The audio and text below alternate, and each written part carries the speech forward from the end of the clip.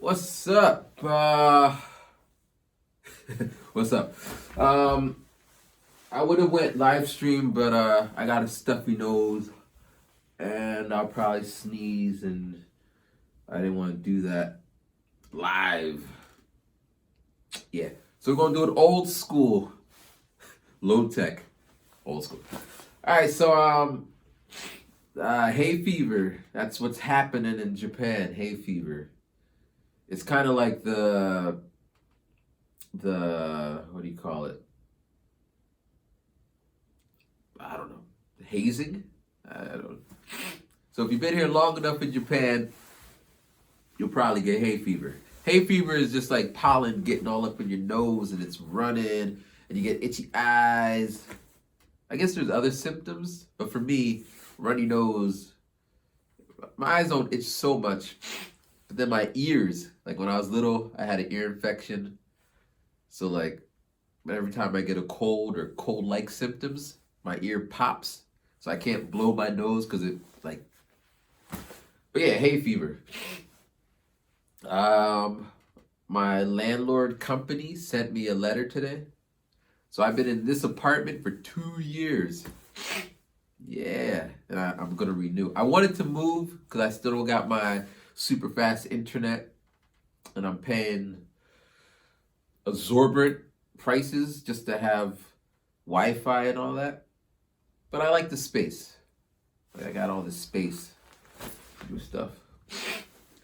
Another reason why I'm doing it, recording it and uploading, because I told myself I'm gonna finish writing a song by the end of the month, which is like, what, 2 days?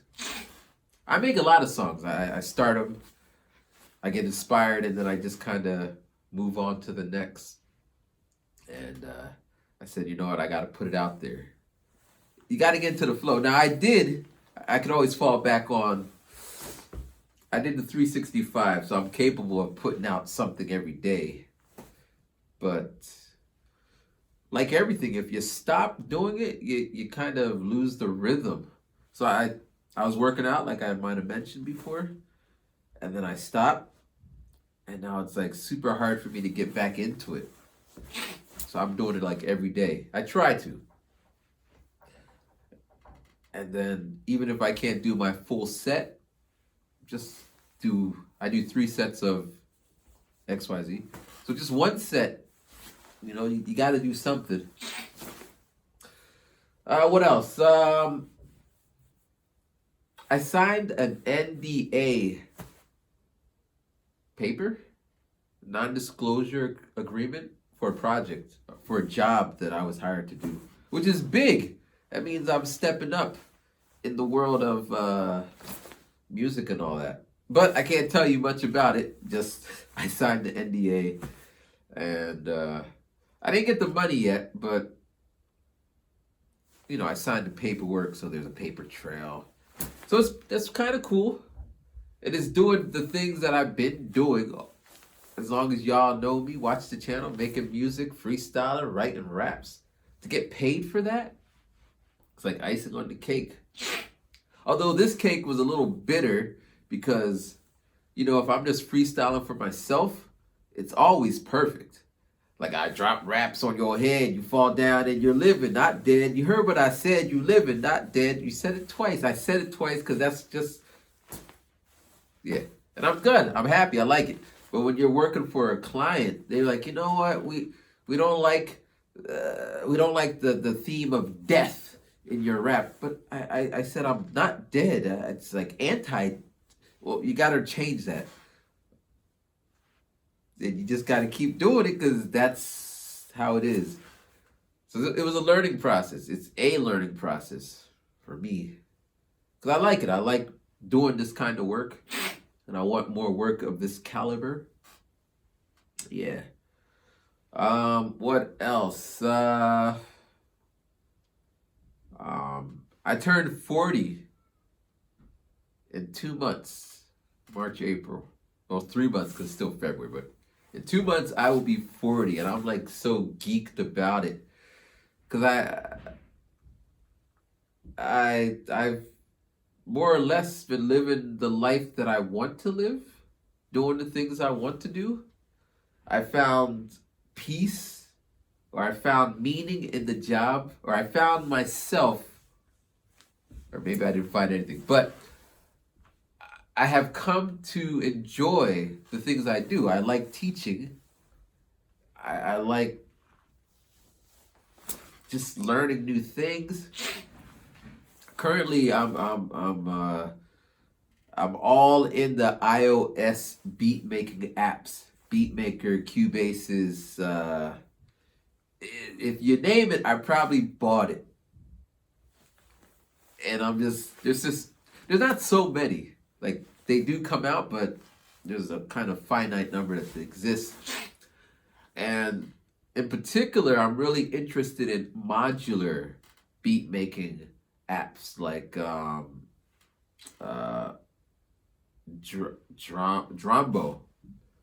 Drumbo. That shit is crazy. It's like a modular synth. And I got Mirac, which is, oh, that shit's scary. You ever see? Yeah. And I'm also interested in granular synths. Granular synths. Basically, you take a sound and you break it up into particles, and then you can rearrange the particles. And each particle of that sound could be modulated or modified and then stuck back together. That shit's crazy, man. It's like so just out there, man. So yeah, I've been just doing that. I'm slowly getting around to editing the videos that I've taken with my 360 camera.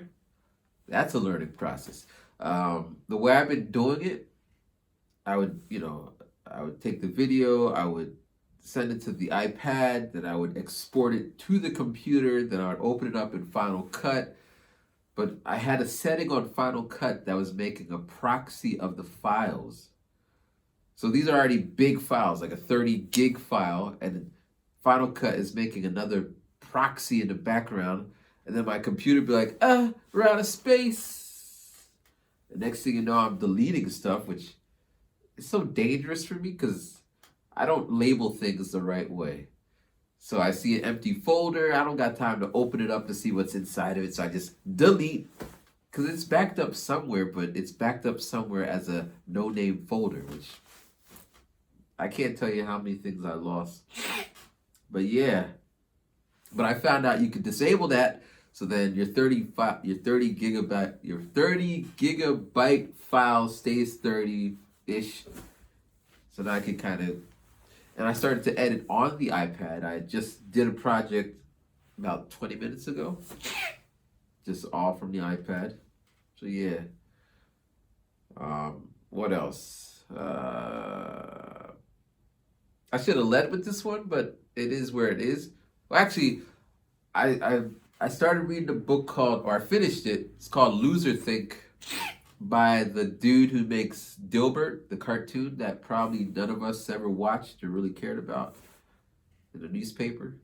I mean, I know what it was, and I guess I read it only because it was there.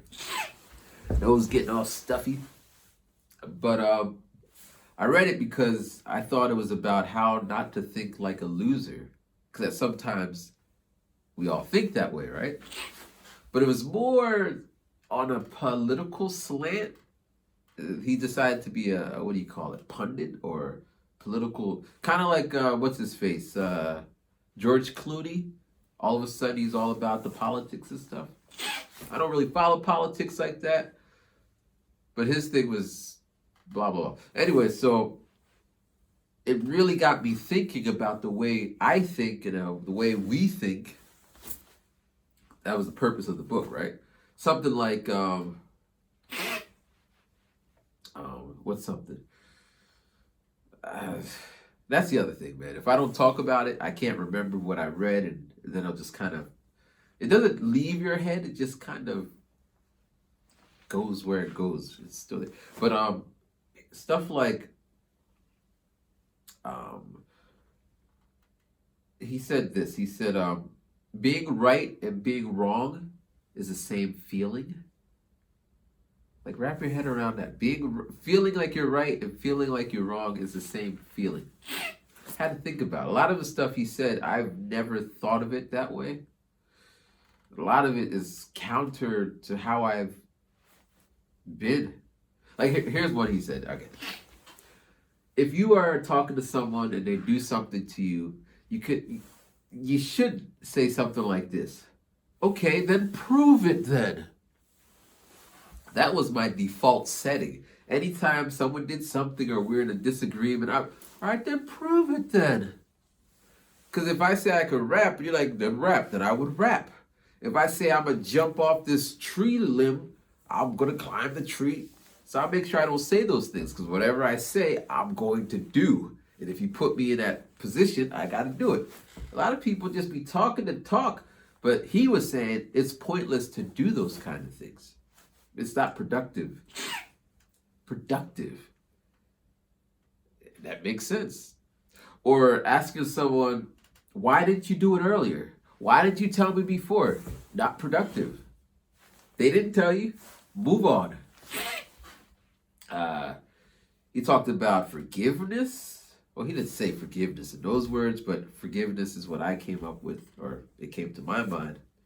Forgiving people when you're wrong, to own up to it. Or this one he said, which a lot of the stuff he said,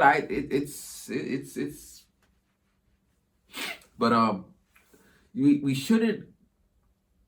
If someone does a mistake, we shouldn't criticize the mistake. We should look at how the person deals with the mistake, if that makes sense. And they should be, and if they are doing the right steps to fix the mistake, then we should forgive them and just keep it moving. I guess he did talk about forgiveness in that context. So yeah, the book is just, but I find myself in, like, I don't think anyone's ever read the book, even though it's like a bestseller. And he went on and on to say, I'm a billionaire because I don't know anybody who read that book. Yeah, so because I read that book, the other day I was 2 Fridays ago, and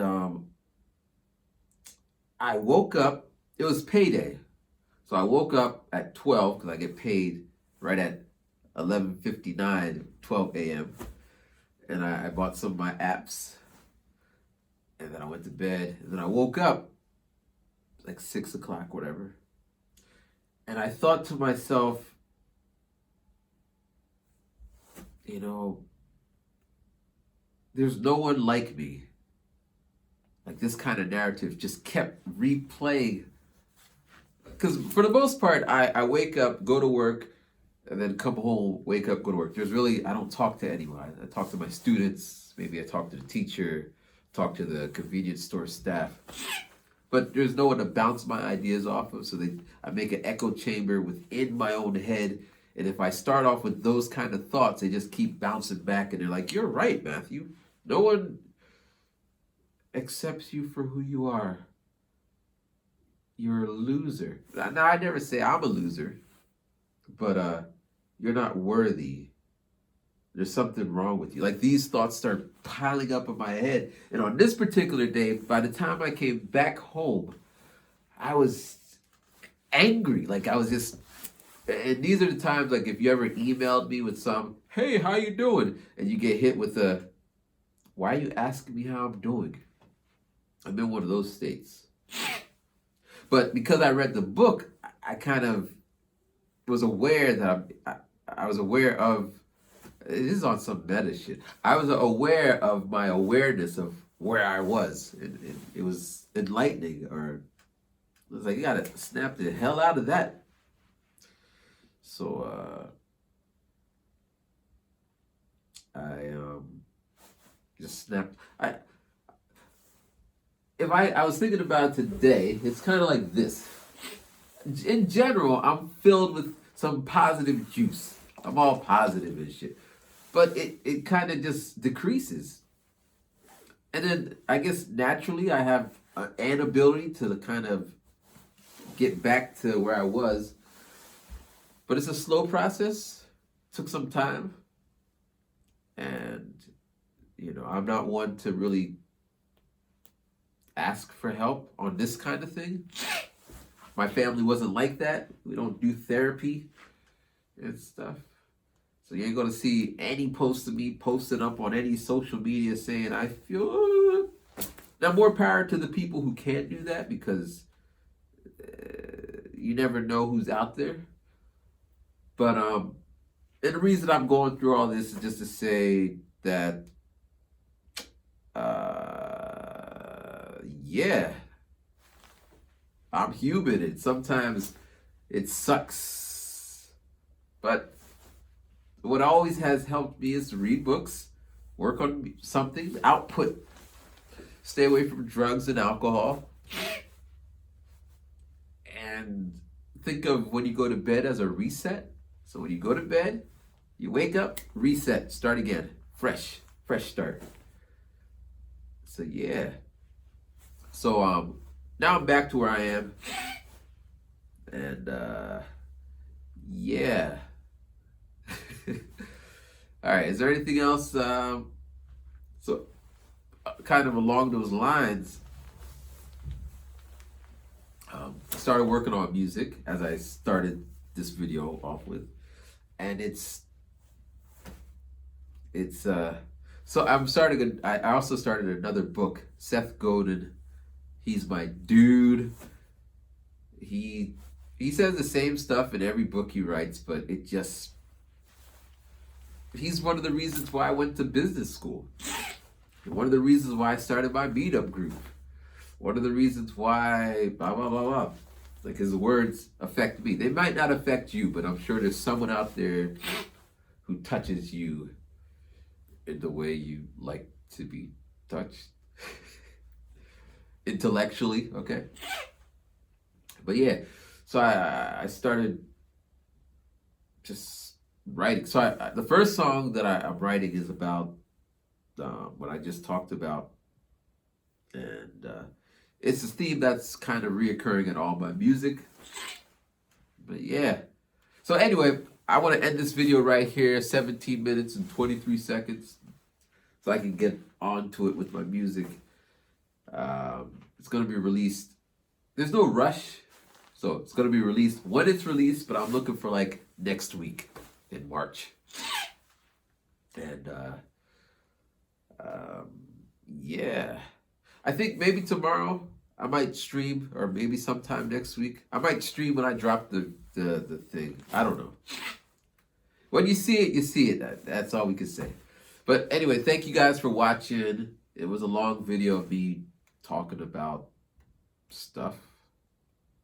And yeah. I hope that no one has hay fever. Hay fever sucks, man. It sucks. Well, it sucks if you don't take medicine. I don't do medicine.